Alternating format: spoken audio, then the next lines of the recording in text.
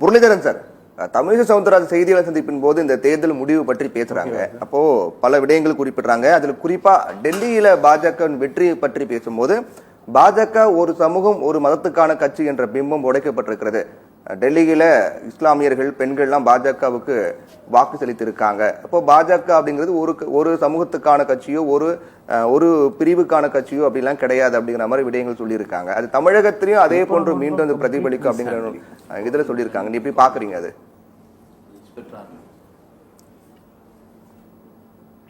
பிரதிபலித்து விட்டது. அது நம்ம நல்லாவே தெரியும். போன சட்டமன்ற எலெக்ஷனோ இல்ல பார்லிமெண்ட் எலெக்ஷனோ எல்லாத்துலயும் அது வந்து கொஞ்சம் சவுண்ட் வைங்க. டெல்லியை பொறுத்த வரைக்கும் இப்போ இஸ்லாமியர்கள் வாக்களித்திருக்கிறார்கள் என்றால் அது வந்து 100% இருக்காது. அப்படி ஒரு 30-40% இஸ்லாமியர்கள் வாக்களித்திருப்பார்கள்.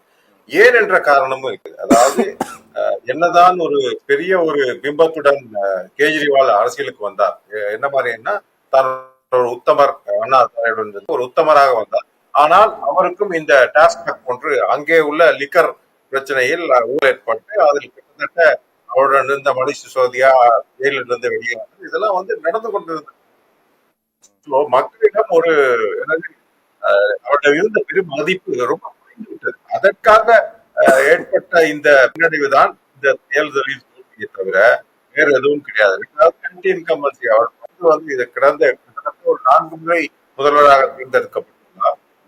ஆட்சி போயும் வந்திருக்கிறார். அதனாக இது வந்து ஆன்டி இன்கம்பன்சி, முழுக்க ஆன்டி இன்கம்பன்சி தான் நம்ம பார்க்க வேண்டிய விஷயமே தவிர வந்து நம்ம தமிழர்களுக்கு மத சார்பாக செல்லாமல் மக்கள் வந்து பிறந்த மனதுடன் சிறுபான்மையை கூட்டு கொடுத்திருக்கிறார்கள் என்றால் இது ஒற்றுக்கொள்ள முடியாத ஒரு விஷயம். காங்கிரஸுக்கு மிகப்பெரிய ஒரு சரிவு ஏற்பட்டிருக்காரு சார். டெல்லி காங்கிரஸ் கோட்டையாக இருந்த காலங்கள்லாம் மாறி இப்போ ஒரு தொகுதியாவது கைப்பற்ற முடியுமா அப்படிங்கிற மாதிரியான ஒரு நிலை ஏற்பட்டிருக்கிறது. காங்கிரஸ் பொறுத்த வரைக்கும் உறுதியான பிரதமர் வேட்பாளர் வேண்டும். அவர்கள் ராகுல் காந்தியை பிரதம வேட்பாளர்கள் தூக்கி பிடிக்கும் வரைக்கும் இந்த மாதிரி சரிவு ஏற்பட்டு கொண்டே இருக்கும். அதுவும் அரசியலால் தான் இந்த பிரச்சனை. அங்கே எத்தனையோ சிறந்த தலைவர்கள், இப்ப நீங்க பாஜக எடுத்துக்க, மோடி போய்விட்டால் அடுத்த சிறந்த தலைவர் அப்படின்னா நீங்க கொஞ்சம் யோசிக்க வேண்டியிருக்கும். அதே நேரத்துல பாஜகவின் காங்கிரஸ் எடுத்துக்கிட்டீங்கன்னா எத்தனையோ சிறந்த தலைவர்கள் இருக்கிறார்கள். ஏன்னா நீங்க வந்து நம்ம ப. சிதம்பரம் இருக்கிறார், அப்புறம் வந்து அங்க வந்து ஜெயந்தி நடராஜன் வெளியே சொல்லிவிட்டால் அவரும் ஒரு நல்ல சிறந்த ஒரு தலைவர். 2வது கபில் சிபல், அப்புறம் வந்து சாங்வி, இந்த மாதிரி அப்ப சர்ஷித் அவர் சொல்லவே வேண்டாம். அப்புறம் ஏன் கார்த்திக் சிதம்பரம் என்று எத்தனையோ தலைவர்கள் இருக்கிறார்கள். நீங்க வந்து அடி எண்ணிக்கொண்டே போகலாம். அது பாஜகவில் கிடையாது.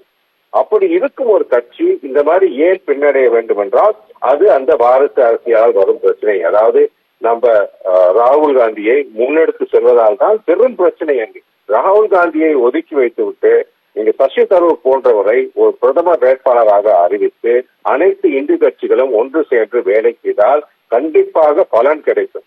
அந்த பலனை எதிர்பார்த்து அவர்கள் செல்ல வேண்டுமே தவிர அவர்கள் திரும்ப காங்கிரஸை கொண்டாந்து முன்னிறுத்தினால், என்னதான் இருந்தாலும் நார்த்ல எடுத்துப்போ யூபி போன்ற பிரதேசங்கள் வந்து இந்துத்துவ ஓட்டுகள் தான் அதிகம். அந்த மாதிரி இந்துத்துவ ஓட்டுகளில் அவர்கள் மனதில் இன்னைக்கு வந்து ஆழமாக பதிக்கப்பட்டது. காங்கிரஸ் இந்தியாவை விற்று கொண்டிருந்தது. காங்கிரஸிடமிருந்து இந்தியாவை நாங்கள் காப்பாற்றிக் விட்டோம் என்ற ஒரு பொய் அது பாஜக வந்து ஆழமாக விதைத்து விட்டது. அதுக்கு நம்ம ஒன்றும் இது பண்ணணும். ஏன்னா நான் இப்ப அதே விஷயம் தான் தமிழ்நாட்டிலேயே சொல்றாங்க, கேரளாவே சொல்றாங்க. இங்க படித்தவர்கள் அதிகம்.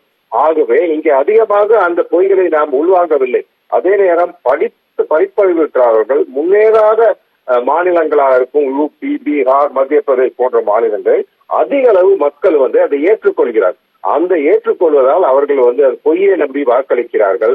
இந்துத்துவம், அதாவது இந்து சமயமே மிக ஆபத்தான நிலைமையில் இருக்கிறது, அதை காப்பாற்ற பாஜக வந்திருக்கிறது அவர்கள் ஆழமாக நம்புகிறார்கள். 80% இருக்கும் இந்து சமயம் எப்படி ஆபத்தில் இருக்கும் என்று யாருமே யோசிப்பதில்லை. அந்த மாதிரி விஷயங்களால் தான் அப்படி இருக்கிறது. அதை வந்து அழகாக கட்டமைத்து ஒரு காங்கிரஸ் என்றால் ஒரு தேச துரோக, அது மட்டும் இல்ல, இத்தாலியை சேர்ந்தவர் யார், நம்ம சோனியா காந்தி, அதையும் வந்து இவங்க மசாலா போட்டு எடுத்து வைத்துக் கொள்கிறார்கள்.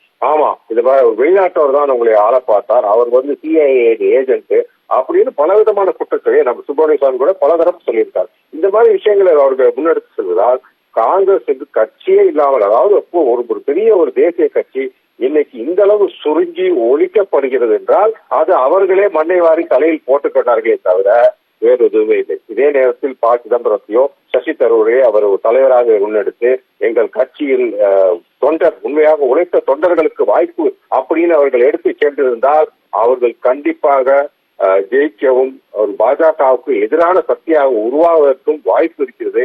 அதை அவர்களே அழித்துக் கொண்டிருக்கிறார்கள் குடும்ப அரசியலால். இதேதான் நான் தமிழ்நாட்டிலே நடந்து கொண்டிருக்கிறது. இன்னும் ஆழமாக பதிய போகிறது தமிழ்நாட்டில் 2026. இங்கேயும் குடும்ப அரசியல் தான். அந்த குடும்ப அரசியலால் தான் இங்கேயும் பிரச்சனைகள் வரும்.